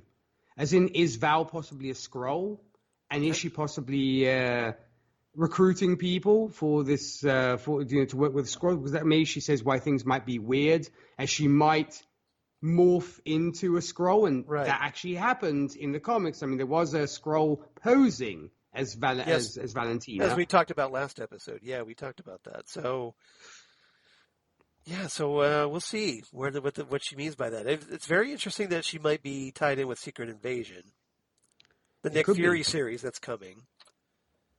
But obviously we're hoping hoping for possibly the Dark Avengers. I'm hoping they go the natural route of Dark Avengers, so we get the Captain America, we get Yelena Belova as Black Widow, we get a couple of others, maybe the White Vision and a couple of others. That would be great. But knowing Disney being full of surprises, it could be we're going to put Secret Invasion and Dark Avengers together, and this group of people not knowing that they're actually being controlled by the Skrulls, and the Skrulls are kind of having them do things for them. Right. So it could. I mean, I'm obviously just spitballing here, but I'm just thinking if you want to do something really mad and really crazy, these are the Skrulls, and they are recruiting the opposite numbers of the Avengers in order to have their own group to do their bidding without knowing that they're doing it. So that's what I'm just going to throw that out there. And now I've gone cross-eyed. Yes. Exactly. Now you've gone cross-eyed. Yes. So here's Nick with his murder board going, okay, I'm going to connect this and this. I'm going to connect this over here with the yarn and the string. Exactly. If Val wins California and Texas, she can then become president. So you're like the Steve Kornacki of the Phantom Zone here. Yes. So those are my two thoughts. I'm hoping for Dark Avengers, but it could be total madness and be the Skrulls bring in Dark Avengers or bring in other Avengers, which would be neat. It would be. We'll see where they go, or maybe Secret Invasion. Got to keep all this straight, right? Secret Invasion sets up also the Dark Avengers. It's a building block, perhaps. So it could very well be. We'll see. One of the things, before earlier in the episode, I want to talk about this. John Walker, when he shows up to confront Carly, he's looking for payback against the woman who killed his partner, Lamar, Battlestar. So Carly apologizes for killing his partner, but essentially her attitude is like, his life didn't matter. So essentially, Walker fires back, well, are you trying to tell me that black lives don't matter? To quote Joker, very poor choice of words. Yes. Because that's essentially what that was, right? Walker had the Black Lives Matter position here. Yes, and just the way Carly said it, I was like, huh? Are you saying his life doesn't matter? So that's why I was like, I could see Joker with Rachel Dawes saying, let her go. Very poor choice of words. It's a very poor choice of words. Yeah. From Dark Knight. I know what you're doing there. But what did you think of his kind of redemption moment where, Sam is struggling to get this van that's kind of teetering over the edge. Yeah. And Walker has to make this choice. Like, I could either go after Carly or I could save these people. And so were you like me? Were you surprised that he actually chose to save those people? I was surprised, and I was almost expecting a voice in his head to go, remember who you are. Can't move faster from the Lion King coming there. Right. But it shows that he still has some humanity left in him. And it was kind of nice to actually see maybe he sees of the enemy as my friend, to where they have this common enemy who are the Flag Smashers. And he was almost literally teaming up with Bucky and Sam at one point, which was really cool. I was actually, happy day. If we could only everybody's getting along. If only we could, exactly. Smile on your brother. Everybody gets together, everybody, it was a very kumbaya moment, a little bit. That's right. Between the two. But I was surprised, but it was a redemption moment, as you said, for John, that he does his best to pull back the truck. Yeah. And it shows he's still got some humanity. He's not all bad. Right. The choices he makes here on out will definitely define him whether he is good or bad. Yeah. But in that moment, I was like, you go, John. I mean, I'm going to go and buy a bottle of Johnny Walker right now in your honor for doing that. There you go. It was great. I was very happy about that. And he kind of just listened to Sam give his speech, and he was like, yeah, I dig it. And he was, I'm down with that. Cool. I'm down with that. Yeah, so I thought that was great. He didn't exactly give Sam his endorsement, but he wasn't opposed to it. And But yeah, I was very surprised. I mean, I'm pleasantly surprised because, the way that we had seen Walker up until now, especially when he's, oh, hey, decapitating a flag smasher with his shield, the Captain America Yeah. shield, you figure, okay, this guy's gone completely over the edge. Yeah. But like you stated so eloquently, he's not beyond redemption. Mm. He's, there's something still in there. That humanity is still in there. Where he goes from now is going to be a good question, but I'm sure he's going to be played as a very Shades of Grey like character. Very much a torn character. Who could do some very moral things, but also some very immoral things as well. Very Taoistic. I like that. It's very, very... Very yin and yang a little bit. And I have to really sort of feel bad for the folks in the truck. They're going to have major whiplash by the time the thing is over because kind of being pulled back and forth and back and forth. There's no seatbelts in that thing, so yeah. Major backlash for whiplash for those folks. But at least they're alive. Exactly. Which they probably wouldn't have been except for John Walker. So yeah. But it was a nice little redemption moment. So I did want to acknowledge that. Oh, you definitely did good in doing so, Charles. All right. Anything else about this episode? I know we talked a lot about it, but there was a lot to talk about, as we said. Well, to use the title of the film and the musical, it was absolutely fabulous because it was really, really good. Yeah. And I was so happy with it. And the fact that once again, the pointing out of the Shades of Grey characters, I hope that eventually John will walk the straight and narrow depending on what Val has him do.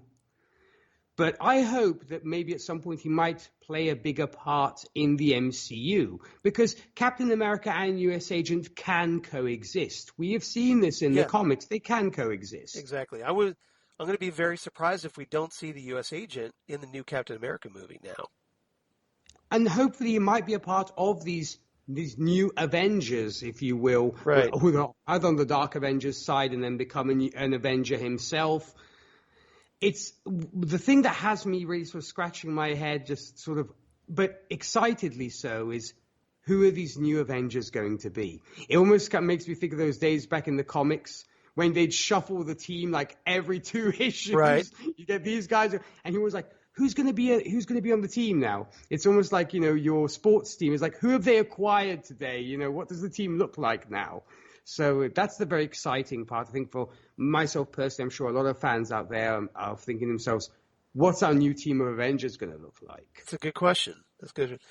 I'm presuming Sam's going to be there. Yeah. So we'll see. We'll have the old guard with Sam and Bucky, but it's going to be interesting to see who the new additions will be. Yeah, and I'm sure that we'll get more of that as more of these Marvel Cinematic Universe shows appear on Disney Plus. Indeed. All right. So we'll see. Stay tuned, everybody. Okay, favorite quotes. Do you have any favorite quotes? I did have a couple. I mean, I hope I'm not stealing any from you, Charles, because I know there were some that I'm sure you enjoyed too. Sure. Well, first off, the exchange between Sharon and Carly. Sharon is when she says to her, when you came to Madripoor, you reminded me of a young me. I took you in, gave you an opportunity, and you betrayed me. And Carly's like, because you wanted to control a world that hurt you. But I wanted to change it. I'm not interested in power and empire. I have bigger dreams. Yeah. So what are those dreams? Exactly. Interesting. And then the whole speech that Sam gives is beautiful. I had to cut a piece out because it's like, if not, we'd be here all day. Yeah, I've got 2 chunks as well. But go ahead. Hopefully I'm not taking yours, but the one I had was, every time I pick this thing up, I know there are millions of people out there who are going to hate me for it. Even now, here I feel it. The stares, the judgment, and there's nothing I can do to change it. Yet I'm still here. No super serum, no blonde hair or blue eyes. The only power I have is that I believe we can do better. Well, that's good. I love that quote. I love it. You make that comment that, he was a black man carrying the stars and stripes. Of course, what doesn't he understand? Exactly. Yeah, I love that. All right, any other quotes? No, I'm good. Okay. Let's see. Well, I'll follow up on yours, where Sam also continues. He says, I mean, this girl tried to stop you, and no one has stopped for 1 second to ask why. You've got to do better, Senator. You've got to step up, because if you don't, the next Carly will. And you don't want to see 2.0. People believed in her cause so much that they helped her defy the strongest governments in the world. Why do you think that is? Look, you people have just as much power as an insane god or a misguided teenager. The question you have to ask yourselves is, how are you going to use it? Very, very beautiful. Yeah. So, a little speechifying, but some solid speechifying. Oh, by yes. Sam. I also enjoyed Valentina's quote here where she says, "Looks like our friend Zemo had the last laugh, right? Wow. Could have worked better if I planned it myself. Oh, well, maybe I did. No, I'm kidding. I didn't. Or did I? Anyway, it's going to save a lot of people, a lot of paperwork, a lot of redacting, and a lot of shredding." Yeah, that was great. And then lastly, I'll end with Isaiah and Sam, where Isaiah says, "The fight you taking on ain't going to be easy, Sam." Sam replies, "Yeah, I might fail. Shit, I might die. But we built this country, bled for it.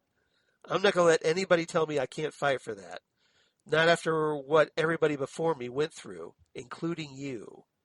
Mm-hmm. And Isaiah replies, "Shit, I almost bought that." Yeah, I loved it. Got to keep giving him a hard time. So, of course. yeah. So what's your rating for this episode, Nick? Ooh, okay. I'm actually going to do this. I'm going to give this a 10 out of 10 new Captain Americas. Nice. Nice. I didn't think this episode was perfect, but I really enjoyed it. So I'm giving it 9 out of 10 statues of Isaiah Bradley. Beautiful. I like that. It was such a great moment. I love that moment. Yeah. All right. Phantom Zone news. The only thing I have this time is, I thought I'd mention, especially since you're here, Nick, that Doom Patrol, which we talk about on Titan Talk, which I have to mention, Titan Talk, the Titans podcast, has now reached 1,000 likes on Facebook. Woohoo! So, well, thank you so much, listeners. We haven't come up with new episodes lately, but thank you so much, folks. That's amazing. It's crazy. We've been off the air, I think, for like close to a year, and we're still getting all these likes on Facebook. So really appreciative. We'll be back soon. But Doom Patrol for season 3 has cast the Sisterhood of Dada. That's not the Brotherhood of Dada, the Sisterhood of Dada.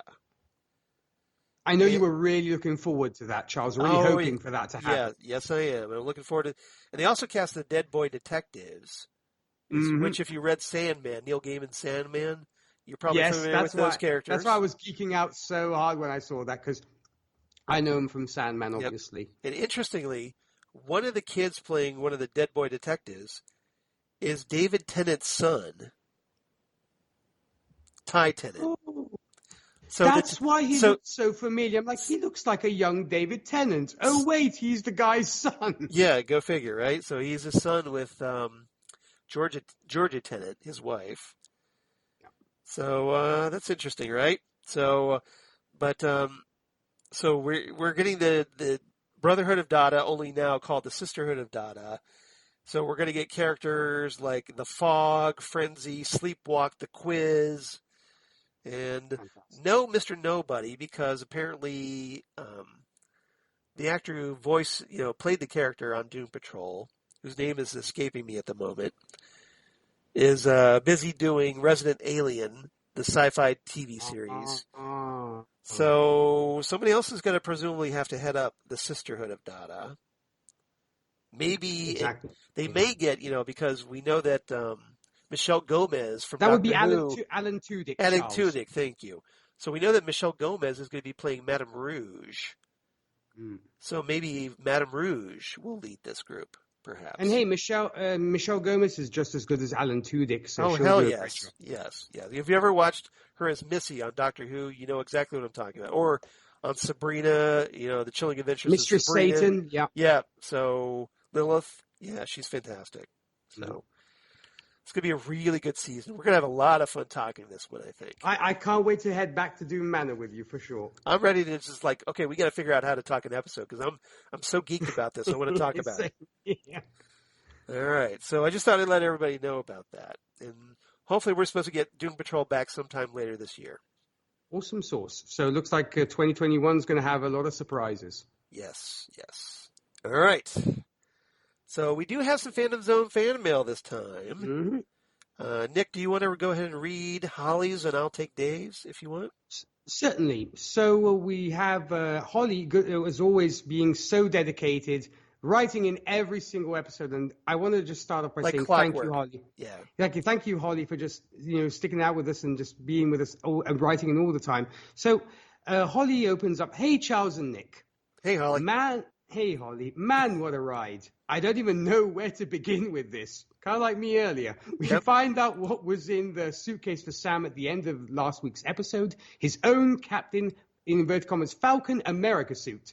Love the little mini Red Wings that helped him out in some of the fight rescue scenes, for sure.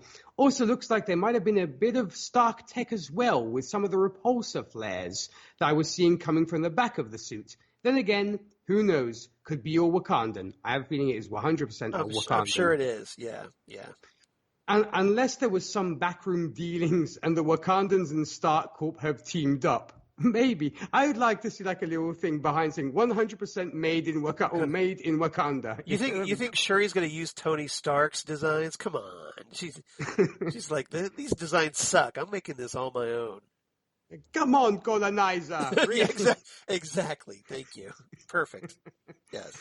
We also get the reveal that Sharon was the power broker and poor Carly could kind of see it coming that her time was running out. Love the speech that Sam gave after the fight wrapped up and that Isaiah saw it. Beautiful for sure. Walker is now the US agent thanks to Val. Sam taking Isaiah to the museum that Cap's suit was in originally and showing him the tribute that was made for him so everyone knows what he went through and did and that he wouldn't be forgotten was a nice touch. Loved it. Indeed. Yes. The celebration scene with Sam and his sister and all their neighborhood was perfect. Bucky holding those kids hanging off his metal arm like they were nothing had me grinning. And I think he was even enjoying it. I think he was. Oh, yeah. Bucky finally crossing the last name off his list and making peace with it and moving on with whatever the future holds. The mid-credit scene with Sharon getting her pardon and her old job back was very interesting to say the least. That phone call that she made at the end really makes me wonder who she called and actually how long has she been the power broker. Right. So, yes, indeed. So maybe she called the person that mind controlled her. Yeah. Exactly. You never know. No, I'm not letting this go. No, I know, Charles. I'm right still holding out hope. Could she have been it all the way back in her Agent 6 days from the Captain America Winter Soldier days? I think she means Agent 13, but that's okay. Yeah. Guess we'll find out soon enough. Really hoping that down the road we'll get another season of Falcon and Winter Soldier or a movie. And yes, indeed, we got the announcement of the movie. Yep. I'll wrap it up here. Holly from Wisconsin. Well, thank you, Holly. Thank you so much, Holly. So it's a very good, maybe we'll get both. Wouldn't it be awesome if we got both a Captain America movie and another season of sorts?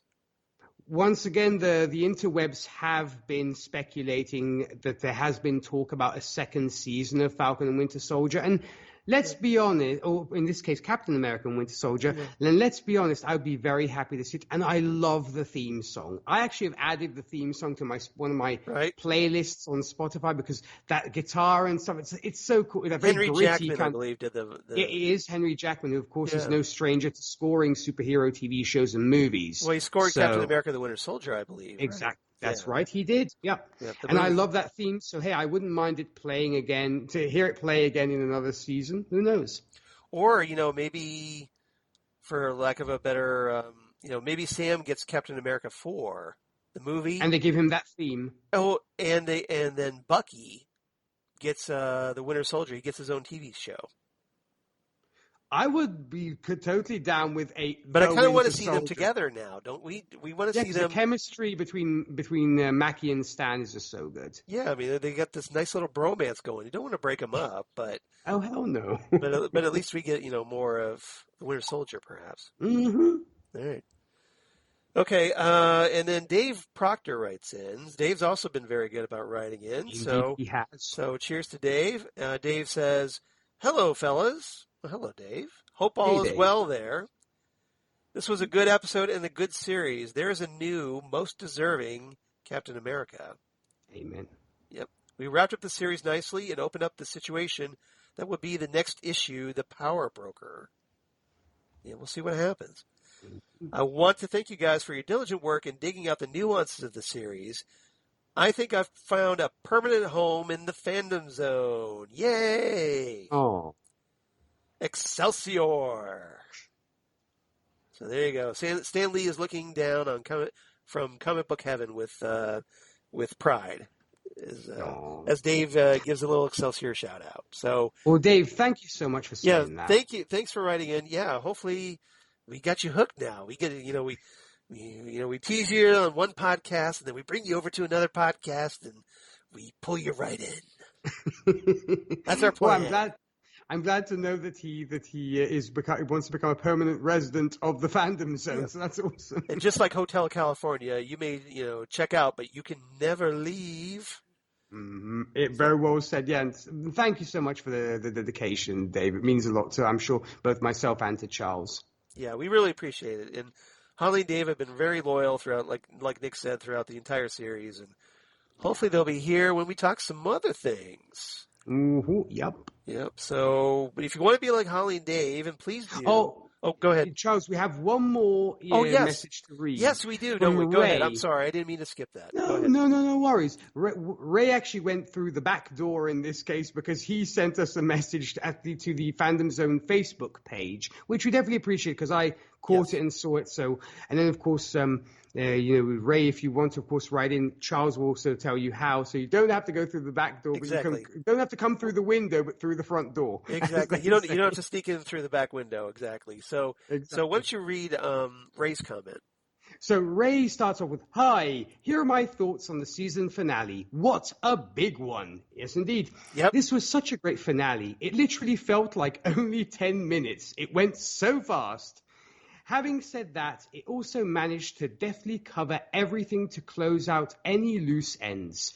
We see Zemo, Isaiah Bradley, Bucky's confession, the US agent, yes, amongst the likes of the Flag Smashers and the Power Broker. And in brackets it says, Sharon, no! No! Yeah, I'm right there with you, Ray. And our new Cap looks magnificent, and I'm glad we'll be getting a movie. Mackie has a huge responsibility now within the MCU. I know he will do well. Right there with you, Ray. Yep, exactly. Just two other points. Keen to know your thoughts.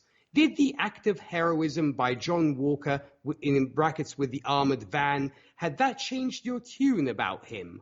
I think we pretty much said that it did. It did at least, somewhat redeem himself. Obviously, it was a little concerning, that he decapitated that Flag Smasher.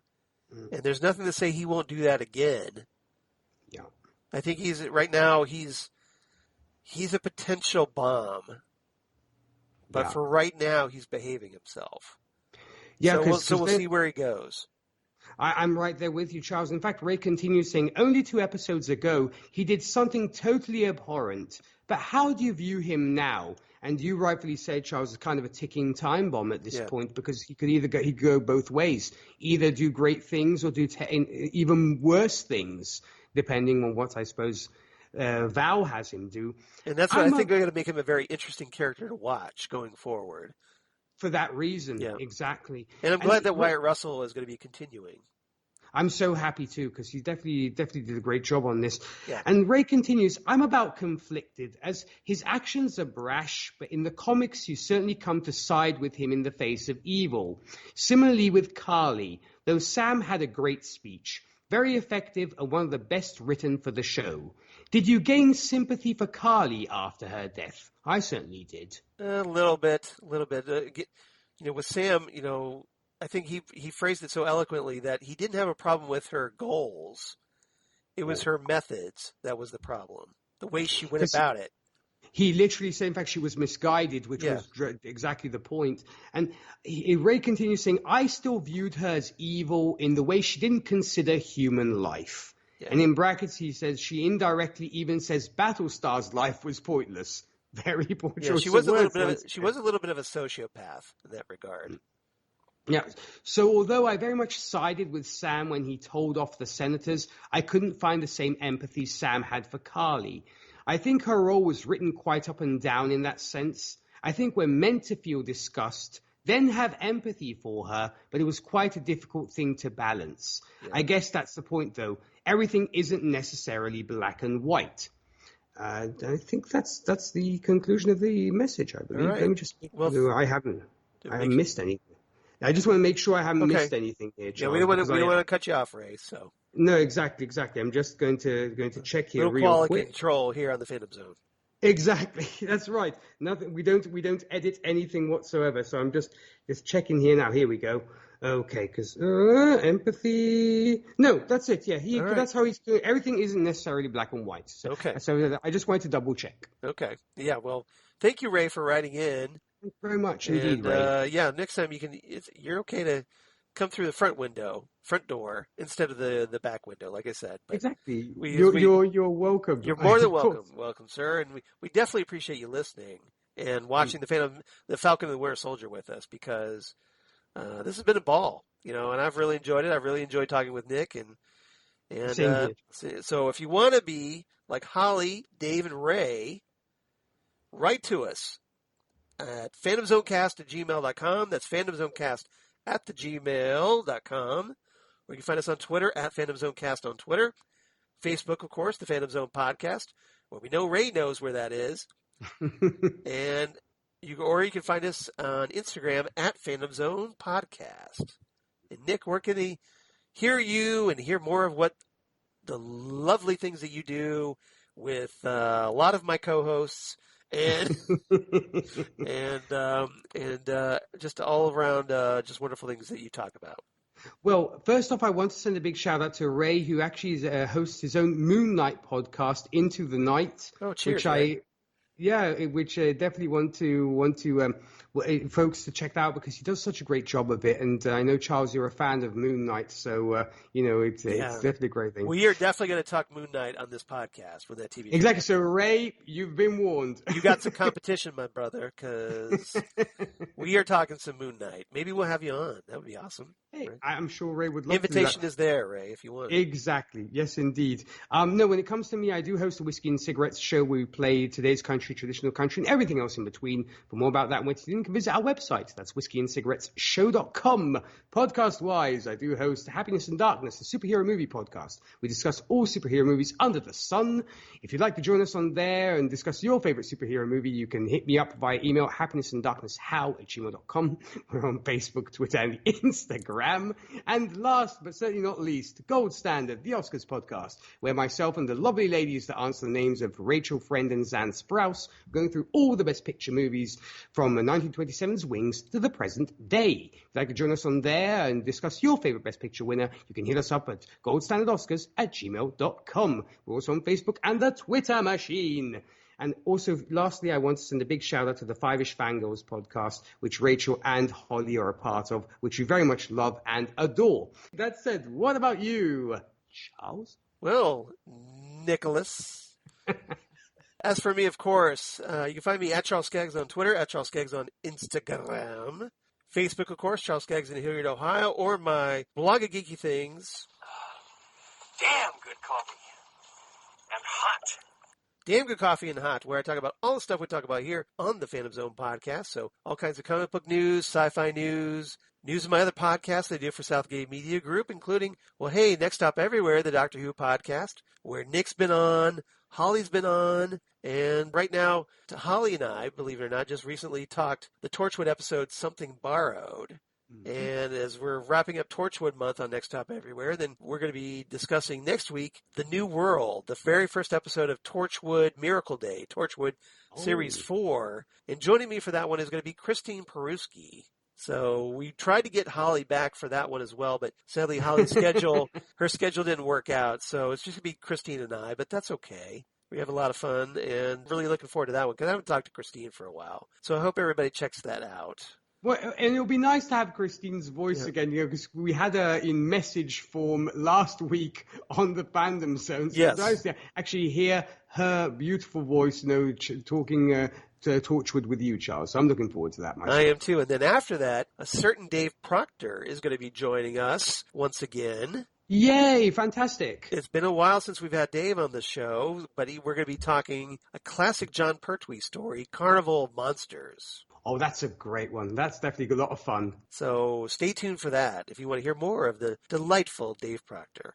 Exactly. And there you actually get to hear his voice, folks. Exactly. He speaks. He lives. That's right. So check us out on Next Up Everywhere. And then, let's see, what else? Ghost with the Twin Peaks podcast they do with Zan Sprouse, where we talk all things Twin Peaks and David Lynch. We weren't able to record Ghostwood this past week, sadly, because Zan was having some health problems once again. So I'm obviously keeping her in my thoughts. But hopefully we'll be back soon in maybe a couple weeks to discuss the very first episode of Hotel Room.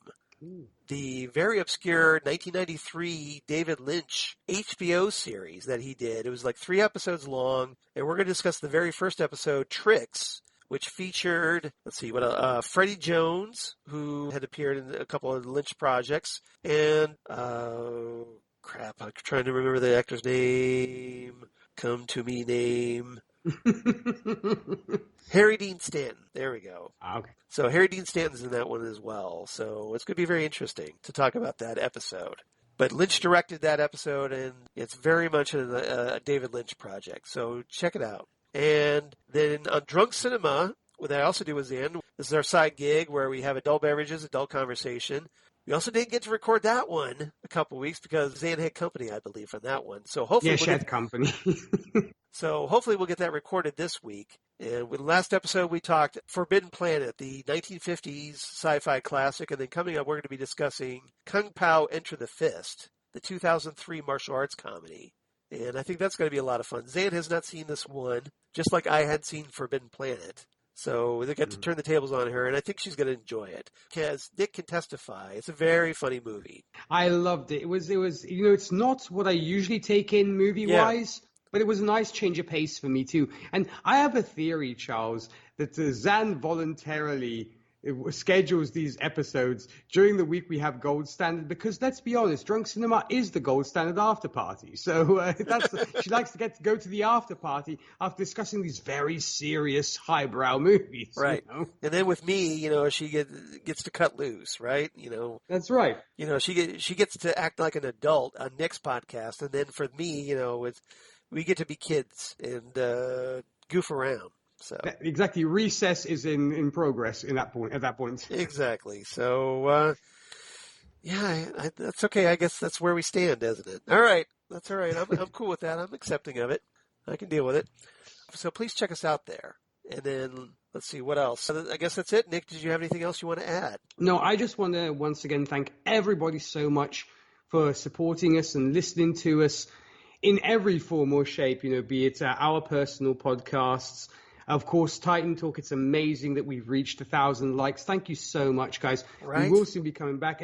It's a beautiful thing, and just thank you all so much just for everything. And thank you, Charles, for wanting me as your co-host on this. And once again, my thoughts do go to Jesse in hopes that he will be back, talking his beloved Bruce Springsteen and delighting us with tales of the boss, for sure. Yeah. Yes, driving us crazy. We want him to drive us crazy with constantly talking about Bruce Springsteen. So, yes, Jesse, everybody, please keep him in your thoughts. Send him all the positive vibes you have, and hopefully we'll get him back on the air soon. So we miss you, Jesse, and we're thinking about you. Indeed we do. Other than that, next time on the Fandom Zone, episode 216, what are we going to talk next? Well, how about we talk the first 2 episodes of a series called Jupiter's Legacy. Yep. Which is going to be debuting on Netflix here in the United States on May 7th, 2021. So we're going to be discussing the first 2 episodes, By Dawn's Early Light and Paper and Stone, because it's Netflix. They're going to release all 8 episodes at once. So to kind of help fill the gap between now and Loki, the next Marvel Cinematic Universe show, Nick and I talked about it. We decided, well, if we do 2 episodes a week, we should be able to knock out the entire season of Jupiter's Legacy. Yeah, and I'm really looking forward to it. So if you're wondering about what's Jupiter's Legacy? Yeah, give them the premise, Charles. Yeah, I'll give you the premise. So it's based on an Image Comics series by Mark Millar and Frank Quitely. And it follows the story of the world's first superheroes who received their powers in the 1930s. But now in the present day, they're essentially treated as the revered Elder Guard. But their superpowered children struggle to live up to the legendary feats of their parents. So it's almost like a generational saga. So it's kind of like, what if Superman and Wonder Woman, they've been around since 90 years, perhaps, and they had some kids. And their kids aren't exactly living up to those ideals.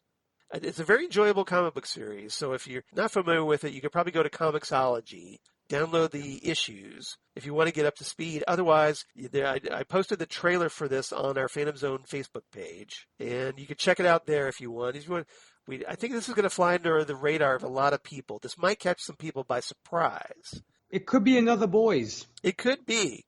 It's very much a lot in that same tone. If you've ever seen anything that Mark Millar has done, like Kingsman, perhaps, or Kick-Ass. That's right. He's the creator. He's the writer behind that, the co-creator. So here he has another project for Netflix. So it's called Jupiter's Legacy. And really looking forward to talking this one with you, Nick. Hope you like it.